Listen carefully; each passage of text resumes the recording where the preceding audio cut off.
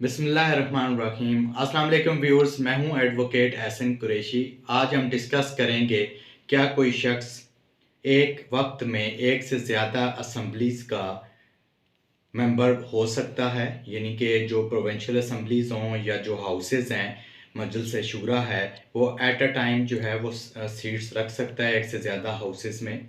अपनी नुमाइंदगी रख सकता है कि नहीं, उसको बरकरार रख सकता है कि नहीं, क्या वो एक से ज़्यादा हलकों में इलेक्शन लड़ सकता है कि नहीं।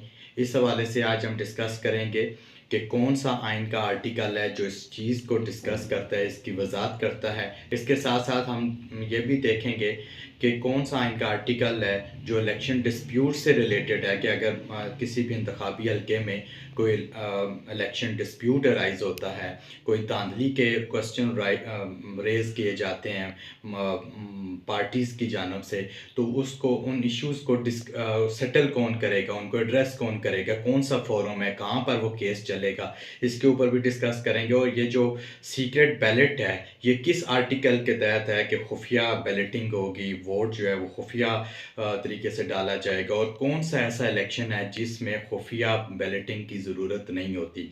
इनके ऊपर आज हम डिस्कस करेंगे। इन सब जो क्वेश्चंस हैं इसके ऊपर आज हम डिस्कशन करेंगे। उससे पहले अगर आप मेरे चैनल पर नए हैं तो आपसे गुजारिश है कि मेरे चैनल को सब्सक्राइब भी करें और इस मालूमाती वीडियो को ज़्यादा से ज़्यादा लोगों तक शेयर किया करें, ताकि नॉलेज शेयरिंग की अमल को ज़्यादा से ज़्यादा बढ़ाया जा सके। सबसे पहले हम डिस्कस कर लेते हैं बार ऑफ ड्यूअल मेंबरशिप। जो आइन का आर्टिकल 223 है, उसके हवाले से चार किस्म के बार लगाए गए हैं। बार ऑफ ड्यूअल मेंबरशिप के हवाले से चार अहम बातें हैं।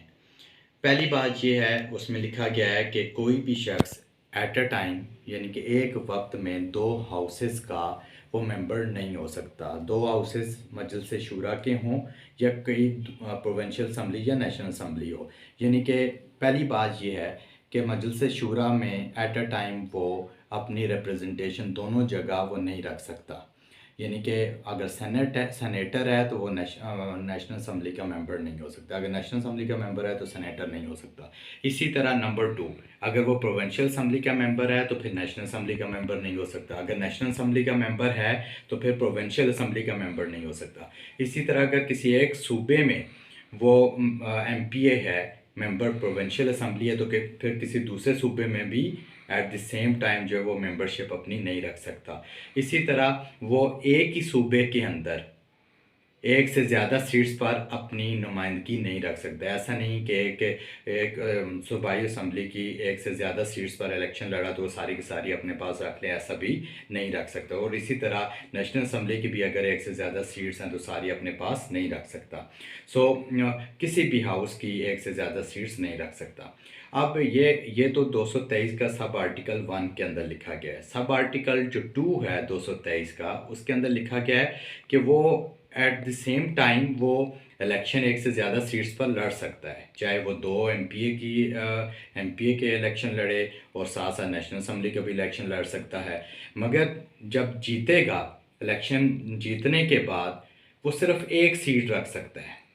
अगर उसने नेशनल असम्बली की एक से ज़्यादा सीट्स चूज़ की हुई थी और सब पर जीत गया, तो 30 दिन के अंदर अंदर उसने बाकी सारी सीटें छोड़ देनी है, एक अपनी मर्ज़ी की सीट रखेगा। इसी तरह अगर एमपीए बना था तो एक से ज़्यादा सीट्स पर बना था, तो उसे कोई एक सीट रखना होगी, बाकी सारे के सारे उसको छोड़नी होंगी।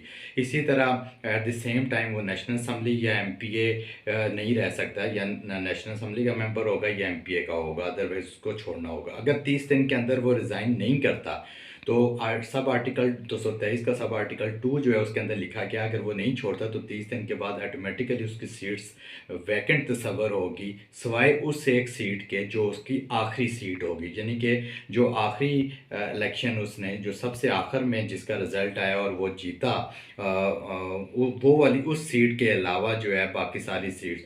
मगर ये अगर सारे इलेक्शन इसमें वजाहत करता है, अगर एक ही दिन इलेक्शन हुए और तमाम सीटों पर वो इकट्ठा जीत जाता है तमाम, तो फिर ये देखा जाएगा अगर 30 दिन के अंदर अंदर सीटें वो नहीं छोड़ता तो फिर ये देखा जाएगा कि जो आखिरी नॉमिनेशन पेपर उसने किस हलके में जमा करवाए थे।